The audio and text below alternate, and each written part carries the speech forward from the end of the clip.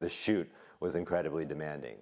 First of all, I was in like 11 of the 12 fight scenes. Normally in a movie, you do 3 or 4 fight scenes over a whole movie, which is 5 to 6 months.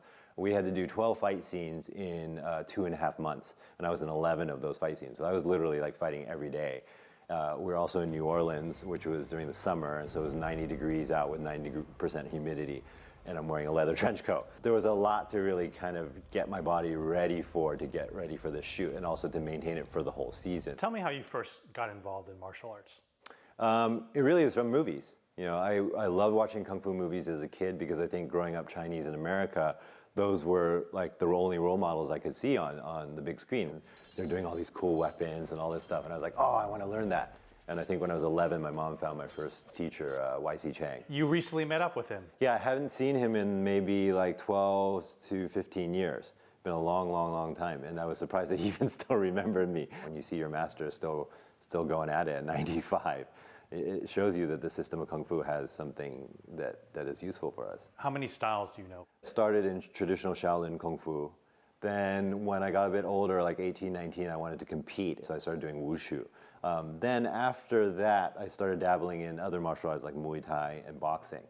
And I think that was a big transition because Wushu really started to get me into martial arts as a sport, which I felt was good at that time as a youth. You know, I was young and strong. And then once I started doing the film business, you know, wanting to learn other stuff like Taekwondo style kicks, these things, stuff that would look good for the screen. And then now I'm kind of coming back to the basics now and restudying martial arts almost as a beginner again to get to the essence of it again, especially with UFC and MMA. People just pound each other and blah, blah, blah. But that's only one aspect of martial arts.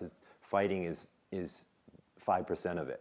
And the rest is how to be healthy, how to be a good person, spirituality. I always fall back on Wushu because Wushu is the basis for most of our fighting and choreography for the show. But fight choreography is not just limited to one style. In season 1, we went through MMA and did grappling. We did wire work. We did a whole bunch of other things. So really what I need to do for the show is to really have myself as a vessel that's ready for anything. You're still in great shape now, but you're early 40s, and then this big opportunity to essentially come to Hollywood happens. I was brought on board as just an executive producer at first, and that was to coordinate the whole martial arts aspect of the show. And obviously they wanted the character of Sonny to be Asian, they wanted him to be a good actor, as a good martial artist, and I knew that I had those skills, but I felt like I was too old for the role. But we went out looking for that person, and it was very hard to find. And at the end of the day, the producers went back to me like, Daniel, you know this is for you, right? I'm like, yeah, I know, but it's really not at the best time. Like, I wish I was 25 when this role came to me. I think the show turned out to be a really fun show to make. I mean, it was very, very taxing and tiring to do, but we all were so excited because we knew that this had never been done before. First of all, this kind of level of martial arts on television, and then combining, solid drama with good action, and then also just bringing diversity to American television. We have interesting relationship with Sunny and Vale, the character she's black, I'm Asian, and we're going to have a baby together. Stuff like that has never been seen on TV. Not much less saying that an Asian American male getting an opportunity. And it's interesting because I never thought about that while we were doing it, or even getting into it. I never thought, oh, this is an opportunity for an Asian American male. I was like, this is a cool show. I want to be a part of it. And then once it came out and people started talking about that, I was like, yeah, oh yeah, this is really game changing. You have a romance, a love scene. Did you have a say in that, or did you help push that, or what happened? No, it was all there in the script. I mean, I don't think, like I said, I don't think any of this was, written that way on purpose because we need to get diversity on screen. It wasn't that. It was just they wrote the story naturally, and it just so happened to be that the character was Asian American. Because for me, my perspective, my whole career has been in Asia. And so I never had to think about race at all because everybody was Chinese, right? So I didn't even think about it at all. I didn't think about, oh, I'm the only Chinese guy on set. This past year in Hollywood, we've seen sitcoms with all Asian casts, Fresh Off the Boat, Dr. Ken. At the same time, we've had a lot of controversies in diversity where Scarlett Johansson took on the role of a Japanese named character. Tilda Swinton, the Doctor Strange character, was previously Asian. Do you think Hollywood is progressing? Yeah, I think it's definitely changing. Like, definitely changed from when I was a kid. The only Asian character I saw on TV was that guy from Gung Ho and 16 Candles, Long Duck Dong, right?